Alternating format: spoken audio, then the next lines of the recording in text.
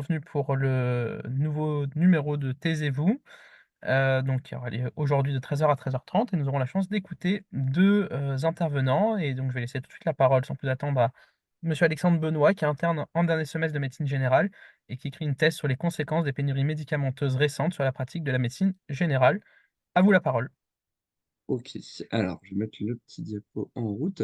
Donc voilà, donc je voulais vous parler de mon sujet de thèse. Il s'agit des conséquences des pénuries médicamenteuses en médecine générale. Donc, c'est un sujet assez récent. C'est un problème qui, en fait, a commencé depuis, la deuxième partie de la décennie. Donc j'ai fait un petit graphique qui résume plutôt bien la situation. En fait, on peut voir sur les nombres de signalements de rupture, alors ou des risques de rupture de la NSM, on voit assez bien ce qui se passe.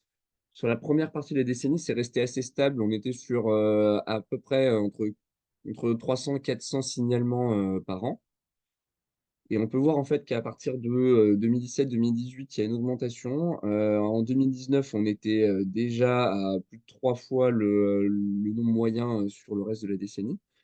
Donc c'était avant le Covid. Donc on peut se dire que mettre tout ça sur le dos de la crise sanitaire, du Covid finalement, bon c'est faux. C'était un problème qui était antérieur.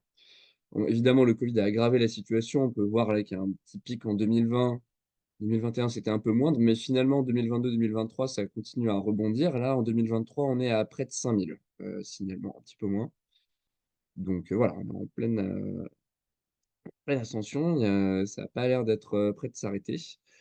Et c'est des conséquences que tous les généralistes, je pense, ont constatées, au quotidien. Mais c'est justement le sujet de ma thèse parce qu'en fait, on a, très peu de données là-dessus, sur les conséquences réelles, en cabinet.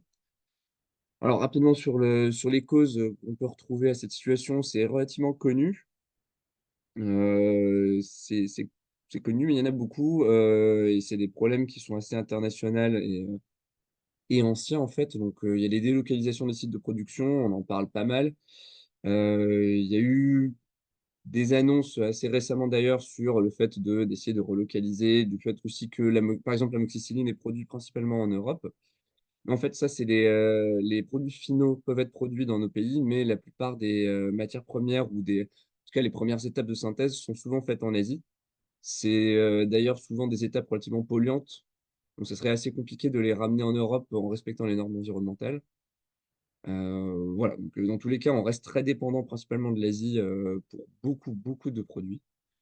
Ce qu'il faut voir aussi, c'est que la plupart des industries vont privilégier d'autres choses que, les molécules classiques, on va dire, qu'on produit. Donc les biothérapies seraient, en fait, c'est des produits qui peuvent vendre assez cher, qui sont beaucoup, beaucoup plus rentables que, produire, les antibiotiques.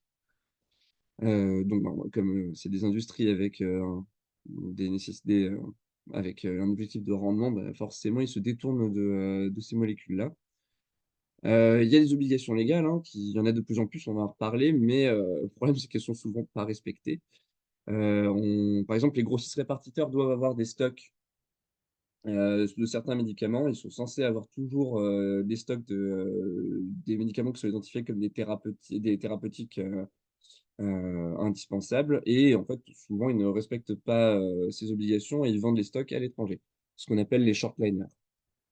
Il y a eu des chantages à la production aussi. Alors, là, j'ai pas ressorti les exemples, mais il y a eu, des cas assez célèbres de, certaines molécules, par exemple de chimiothérapie, produits, par une seule entreprise qui du coup, ont, purement et simplement bloqué la production pour pouvoir renégocier avec les États, la hausse des prix. Donc, il y a eu des voilà.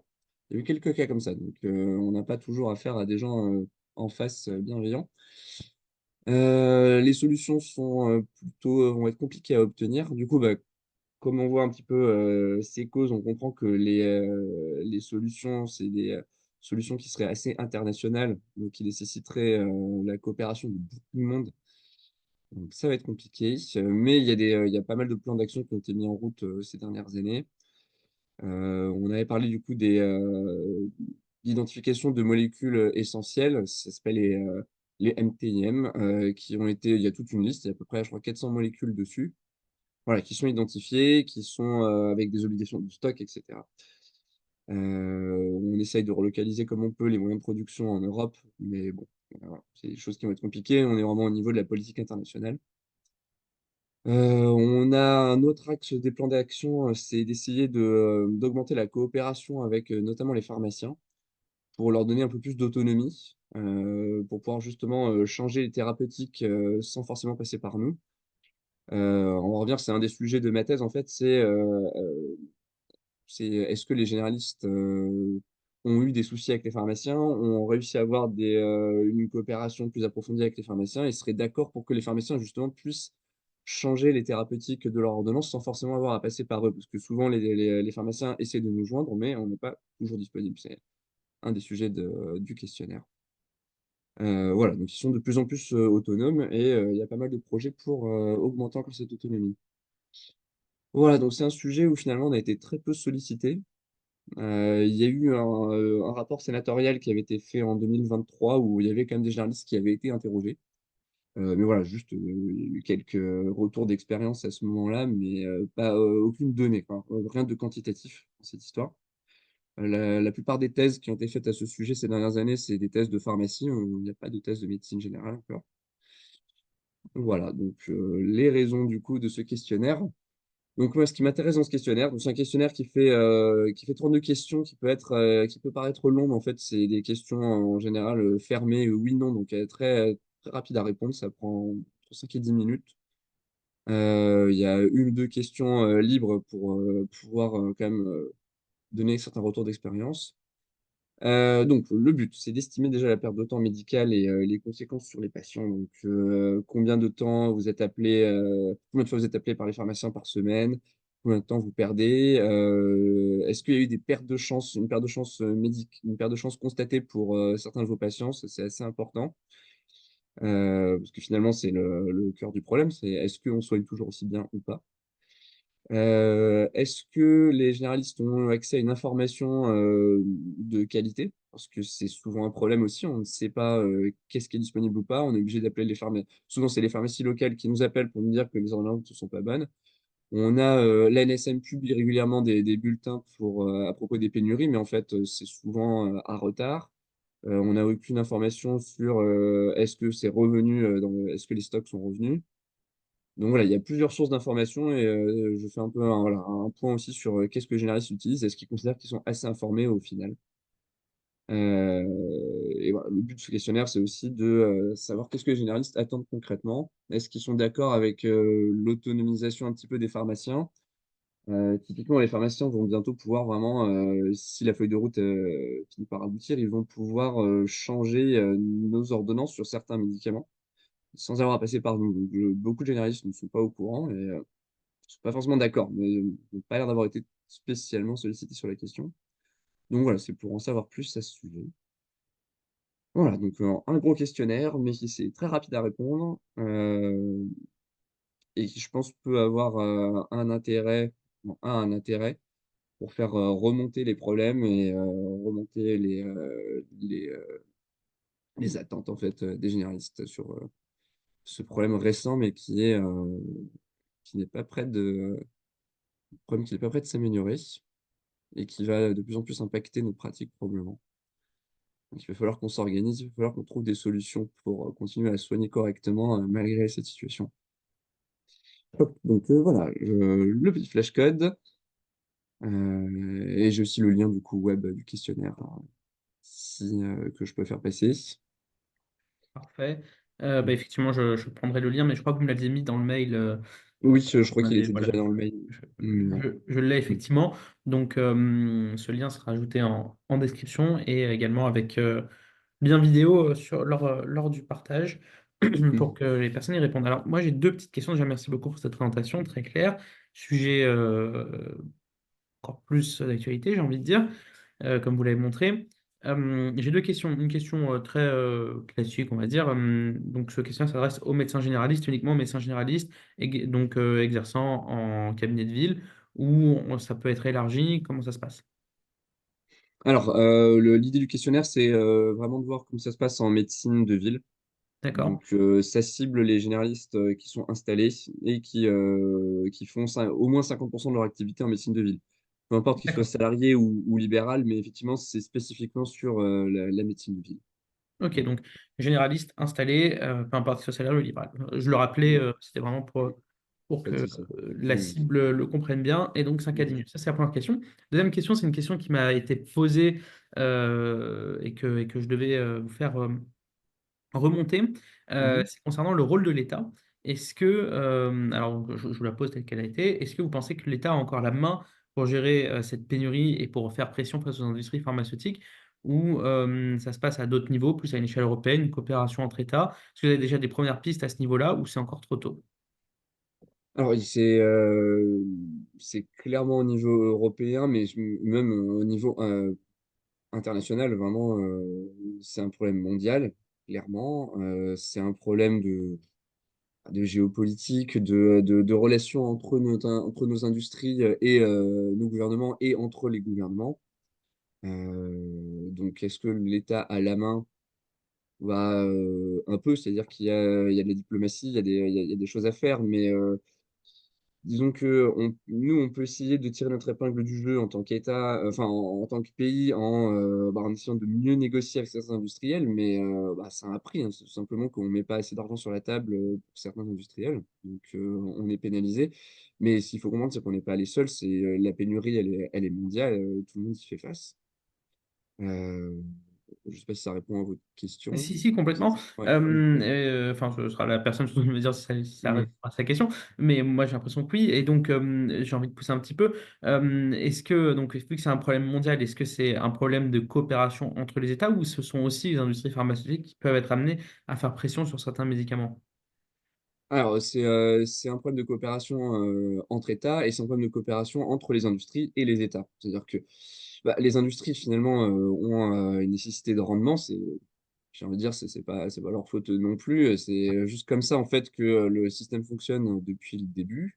On a des industries qui, finalement, dans ce domaine-là, font partie des acteurs avec lesquels il faut négocier. En fait, ils sont indépendants. Globalement, les États pourraient et devraient leur imposer, et leur imposent des choses à certains moments, mais visiblement pas assez. Et comme la coopération entre États est assez défaillante, bah, ces industries jouent aussi dessus. C'est-à-dire qu'ils peuvent, ils négocient avec un État, puis avec un autre. Ils jouent sur les distensions pour, eux, bah, tirer leur épingle du jeu et gagner plus d'argent, parce que c'est le but de ces industries, tout simplement. D'accord. On va dire que le contexte mondial actuel n'aide pas, hein. C'est peut-être une des raisons pour laquelle la situation s'aggrave de plus en plus, hein. Bon, on voit bien, hein, le niveau géopolitique, c'est de plus en plus tendu. Donc c'est sûr que ça n'aide pas la coopération. Ouais. Tout à fait. Voilà. Eh ben, très clair. Eh ben, écoutez, je vous remercie pour cette présentation. Tout était clair. Merci d'avoir répondu aux questions également. Bah, du coup, je vous ai introduit tout à l'heure Maxime Gachet, à qui je vais laisser la parole maintenant pour sa présentation. Il a 15 minutes maximum. Merci à lui d'avance. Bonjour à tous, est-ce que vous m'entendez bien? Très très bien, on vous entend très très Très bien. très bien. Ok, alors je vais essayer juste de vous partager, normalement ça devrait fonctionner. Hop.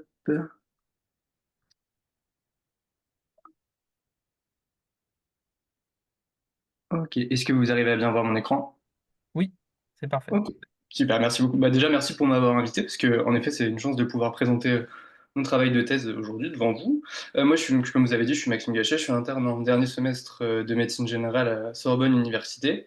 Et du coup, je vais vous parler de ma thèse, qui est une étude de pratique de la gestion de la crise d'asthme chez l'enfant de moins de 6 ans par les médecins généralistes dans le 94. Donc pourquoi cette étude? Déjà, je commencerai par dire que moi j'ai un attrait tout particulier pour la pédiatrie depuis que j'y suis passé en stage et donc je me voyais bien faire une thèse en population pédiatrique, ce qui me va très bien. Et également et principalement surtout hein, parce que l'asthme c'est quand même la maladie chronique la plus fréquente de l'enfant, avec une prévalence d'environ 15% et une incidence qui est croissante au fil des ans. Donc une pathologie qu'on va être amené à voir forcément en médecine générale, enfin sous peu qu'on voit quelques enfants, ça va être une maladie qu'on va rencontrer de manière fréquente, surtout l'hiver. Donc, voilà, la première chose. Ensuite, j'ai regardé un petit peu, donc il y a déjà pas mal d'études qui ont été faites sur ce sujet, et il y a plusieurs études qui ont montré qu'il y avait une connaissance insuffisante des parents sur la gestion du traitement de fond, ainsi que sur les techniques d'inhalation des traitements de l'asthme. Et il existe aussi plusieurs études sur le traitement chronique par les corticostéroïdes inhalés qui ont été réalisées en médecine générale, mais à ma connaissance et dans tout ce que j'ai pu lire, j'ai pas trouvé d'études qui étudiaient la crise d'asthme en médecine générale et d'autant moins les pratiques des médecins généralistes dans cette pathologie-là en population pédiatrique. On sait que le principal levier d'amélioration du traitement de l'asthme et donc du contrôle de l'asthme chez l'enfant, enfin aussi chez l'adulte, mais principalement chez l'enfant dans mon cas, ça reste l'éducation thérapeutique et la bonne prise des médicaments, pour lequel le médecin généraliste a un rôle, pour moi, un rôle majeur sur tout ça. Et donc, on peut facilement imaginer que la gestion d'une crise d'asthme en cabinet de médecine générale par le médecin généraliste, que ce soit une première crise d'asthme ou une récidive de crise d'asthme chez un patient qui est déjà asthmatique, pourrait être une bonne entrée dans l'adhésion au traitement, euh, dans l'amélioration de la thérapeutique et aussi une bonne porte d'entrée pour initier un suivi par la suite en collaboration avec les parents et avec l'enfant. Donc, je vais passer maintenant aux objectifs de l'étude. Pour cette étude, on va s'intéresser aux enfants entre 12 mois et 6 ans. Pourquoi on a choisi cette population-là? On a décidé de commencer après 12 mois pour éviter tout doute diagnostique avec la bronchiolite. Et on a décidé de s'arrêter à 6 ans parce que c'est l'âge où on va utiliser toutes les techniques d'inhalation type chambre d'inhalation, masque, etc. Et pour le coup, l'éducation thérapeutique est d'autant plus importante parce qu'en plus de la prise du traitement, il y a la bonne utilisation de tout ce matériel-là qui n'est pas forcément évident. Et on a choisi de sélectionner juste évidemment les crises d'asthme légères à modérées parce que c'est les crises d'asthme qui vont pouvoir être gérées en cabinet de médecine générale sans avoir recours à un plateau technique qui soit plus important, type urgence, nébulisation ou réanimation, quoi, bien sûr. Donc cette étude va concerner les médecins généralistes du 94, du Val-de-Marne, et on va recueillir les données via un questionnaire en ligne avec la plateforme Lyme Survey, qui est une plateforme validée par la fac, qui est sécurisée surtout, qui est anonyme pour les médecins qui répondent. On ne peut pas savoir quelles sont leurs réponses. C'est un questionnaire qui est rapide, hein, on l'a déjà fait. On l'a validé avec ma directrice de thèse, on a timé pour que ce soit moins de 5 minutes. Pour pas que ce soit trop contraignant pour les médecins d'y répondre et que ça vous prenne pas 30 minutes à la fin de votre journée de travail, quoi, que ce soit quelque chose de facile et rapide à faire. Et enfin, le but de tout ce recueil de données, de tout ce questionnaire, va être d'organiser, donc, avec l'aide du CHIC, du centre hospitalier de Créteil, et ma directrice de thèse, une formation sur ce thème-là pour les médecins généralistes qui ont participé à la thèse, bien sûr, et surtout qui le souhaitent.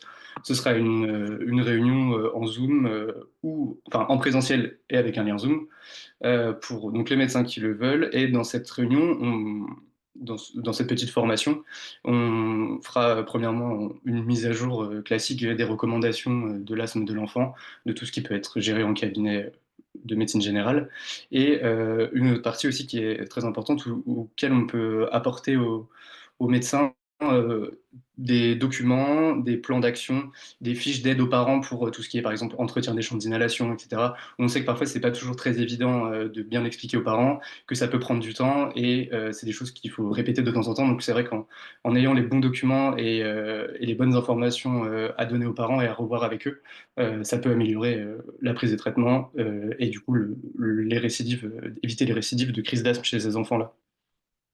Cette formation, elle aura lieu probablement mi-avril 2025.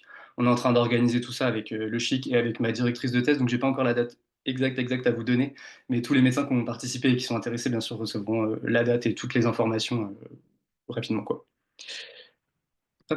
Et donc pour finir, je vous mets le QR code qui vous donne accès directement au questionnaire de thèse dont je vous ai parlé sur la plateforme. Vous avez juste à flasher avec votre téléphone ou votre ordinateur le QR code. qui vous met directement sur mon questionnaire. Et la seule petite chose à faire pour pouvoir remplir, c'est de mettre le code d'accès. J'ai fait un code d'accès le plus simple possible, qui est CPTS Octave, tout collé en minuscule. Et je vous remercie de m'avoir écouté, d'avoir pris le temps de m'écouter. Et puis je reste là si vous avez des questions ou quoi que ce soit. Merci beaucoup. Merci à vous. Moi, j'aime beaucoup le code d'accès.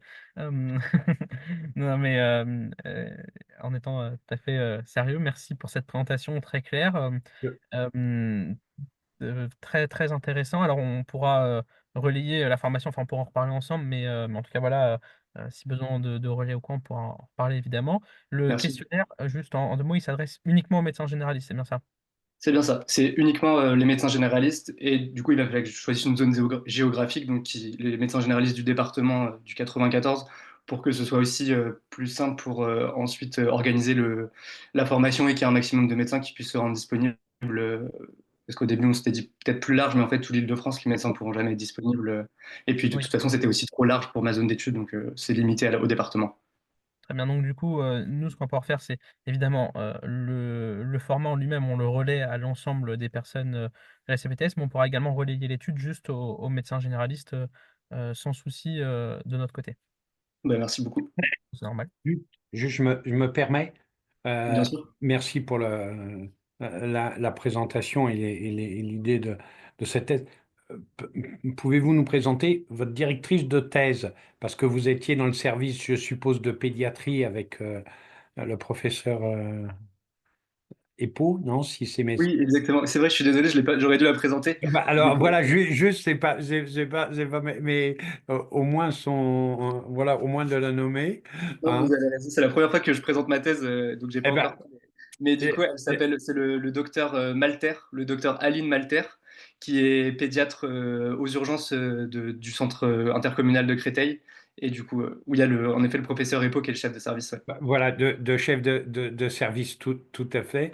Et donc, je pense, hein, c'est une slide présentant les deux, Oui, peut-être peut-être peut-être intéressante.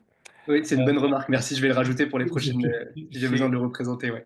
ouais. Et connaissant un tout petit peu la géographie de la région, il n'y a que deux autres endroits, enfin, en majeur, enfin, là, un autre endroit, c'est euh, l'intercommunal fait partie de ce qu'on appelle Confluence. Oui. Avez-vous vu avec votre directrice de thèse le fait de diffuser aussi sur l'autre binôme de Confluence, c'est-à-dire l'intercommunal de Villeneuve-Saint-Georges? Point d'interrogation. C'est une question que, que je posais, qui était donc Émilie Georget à ce moment-là. Je me permets, enfin, Oui. j'ai pas de, il y a pas de jugement de valeur. Voilà, voilà. Avez-vous réfléchi à cette problématique? Voilà. Non, c'est une Les très bonne autres, question. C'est vrai que j'y avais pas pensé, on n'en a pas discuté non plus tous les deux, mais je vais lui en parler et je vais voir ce qu'on peut faire à ce niveau-là. C'est vrai que c'est une très bonne idée, ça m'était pas venu à l'esprit et j'imagine qu'elle non plus, vu qu'on n'en a pas discuté. Mais je vous remercie, c'est une bonne idée, oui. et troisième, enfin, pas pas idée, mais question, hein, question. À juste titre, vous avez parlé de formation. La dernière formation où le professeur Epo a agi, il y avait grosso modo, je pense, 150 personnes dans la salle. Et c'était à l'intercommunal de Créteil, de Créteil. Je ne sais pas si vous êtes originaire de cette structure, si vous connaissez bien cette structure. Euh, il y a des structures de formation qui passent, qui exercent et qui ont toujours été présentes sur ces lieux-là. Pensez-vous faire euh, cette formation avec la collaboration des structures de formation locales? Point d'interrogation. Oui, c'était un petit peu ce qui était prévu justement avec ma directrice de thèse et qu'on avait un peu discuté, et moi aussi avec le professeur Repo, qui était d'accord pour m'aider et pour justement mettre à disposition déjà que ce soit les locaux pour que ce soit plus simple en fonction du Non, nombre de personnes attendues, et de m'aider surtout à préparer cette formation cette qui soit en soirée. collaboration avec eux. Ouais. Ouais, voilà, c'est-à-dire de profiter et enfin je ne sais pas où on en est, mais je pense que ça vaut le coup que cette présentation soit diffusée via aussi la FMC Créteil et Oui, d'accord. Ouais. d'autres lieux. Voilà, si, vous n'hésitez pas à nous joindre pour... alors, je sais bien que c'est compliqué les thèses et autres, mais c'est très bien. Déjà, si j'ai bien compris, votre thèse, c'est sur Paris-Sorbonne. Oui, c'est ça, c'est ma fac, ouais, exactement. Ouais, mais c'est bien, c'est une bonne chose. Une bonne chose. C'est bien. Voilà, vous n'hésitez pas. Euh, on sera à votre disposition, nous, pour la relayer. Ok, Hein. bah, je vous Euh, remercie. même très prochainement, vous nous tenez au courant parce qu'on a une réunion sur les vaccins et autres. Et lorsqu'il y aura de la pédiatrie, on n'hésitera pas à le relayer Ah, et super, merci d'indiquer beaucoup. grosso modo, une date. Ça démarre maintenant et ça se termine, point d'interrogation. Ouais. Ce sera probablement fin janvier, la date de fin de recueil des données. D'accord, donc faut booster. Si vous avez, voilà. Vous attendez combien de réponses? Vous avez misé sur combien? Ce qui était prévu, c'était 100 réponses. Je vous avoue que pour l'instant, j'en suis très loin, mais j'essaie Ça va d'avancer. venir, ça va venir. Rien que enfin, ça va venir. Ok, Voilà, merci et beaucoup. quitte à ce qu'on relance, on vous aidera. Eh bien, merci beaucoup. Parfait, bah, si, vous avez d'autres questions, n'hésitez pas. Nous de notre côté donc, voilà, comme on l'a dit, on va relayer. Donc merci beaucoup pour cette présentation, pour, votre présence aujourd'hui, ah oui, et puis donc à monsieur Benoît qui, le problème, a eu des petits soucis de connexion. Je donne tout de suite, l'information. J'enregistre avec lui, du coup, son passage mardi de 9h à 9h15. Donc si des personnes sont intéressées, qu'ils n'hésitent pas à me contacter. Ouais, vous voyez, ça va vite, hein, on a échangé en parallèle, et qu'ils n'hésitent pas à me contacter et je leur passe le lien, comme ça ils peuvent assister. Mais sinon, on enregistrera son passage et je remplacerai sa partie dans le replay par, cet enregistrement et comme ça vous pourrez le voir. Voilà donc et puis, bah, s'il y a pas d'autres questions, j'ai juste à tous vous remercier pour votre présence et puis à vous donner rendez-vous fin novembre pour, notre, prochain numéro qui est encore en cours de montage, donc on n'a pas encore la date définitive puisqu'on doit caler une autre réunion et les agendas sont toujours compliqués. Voilà, mais sinon, bah, merci à tous et puis, bah, passez une bonne fin de journée. Merci. Merci, bonne Au journée. revoir. Merci beaucoup, bonne journée. Merci.